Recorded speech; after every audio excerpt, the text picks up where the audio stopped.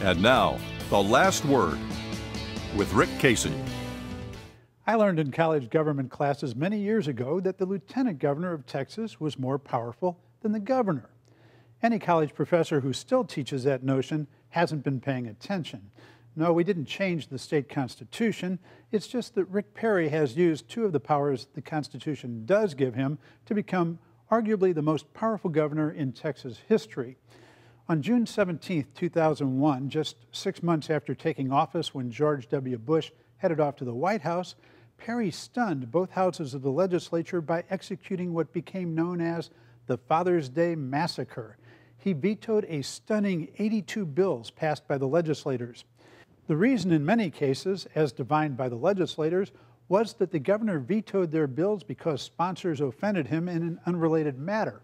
Or, as a prominent lobbyist told a writer for The New Yorker, it was a punch in the nose and a, by the way, I've got my fist cocked if you still want to mess with me.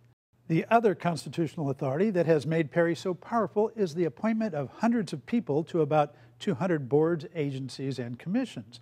For previous governors who had limited themselves to 2 4-year terms or less, this was not such a powerful tool. Many key appointees serve 6-year terms and cannot be removed by an incoming governor. But by racking up an unprecedented 14 years in office, Perry long ago enjoyed the power of having named loyalists to every appointed position. Meanwhile, Lieutenant Governor David Dewhurst has presided without the political savvy, the driving energy, or the tough-mindedness of predecessors such as Bill Hobby and Bob Bullock. My prediction is that the next lieutenant governor will revive the tradition of being more powerful than the governor. That assumes that Houston State Senator Dan Patrick, barring upsets by either Dewhurst or Democrat Letitia Vanderpute, is the next lieutenant governor. The lieutenant governor appoints all committee members and chairs and can control the flow of legislation. But Dan Patrick will have one more ace up his sleeve, the 2018 Republican primary. Let me explain by way of example.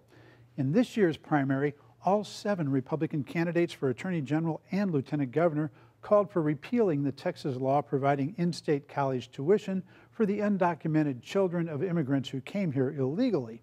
The law was passed overwhelmingly more than a decade ago and enthusiastically supported by Governor Perry. Clearly, polling showed support for the law to be deadly in this year's Republican primary. But Greg Abbott, without a serious primary opponent, at first waffled on the question, and then this week in San Antonio said he supports the law, but he wants the legislature to add a provision mandating enforcement of a requirement that students apply for legal status. Quote, Greg Abbott believes that the objective of the program is noble, said spokesman Matt Hirsch, but he believes the law as structured is flawed and it must be reformed. It is also the sort of divisive issue that House Speaker Joe Straus has kept from seeing the light of day in the House.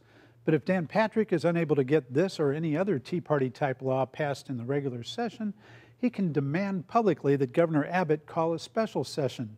There it is harder to kill bills without fingerprints in the House, and where the Senate isn't bound by the regular session rule that requires a 2/3 vote to bring up a bill.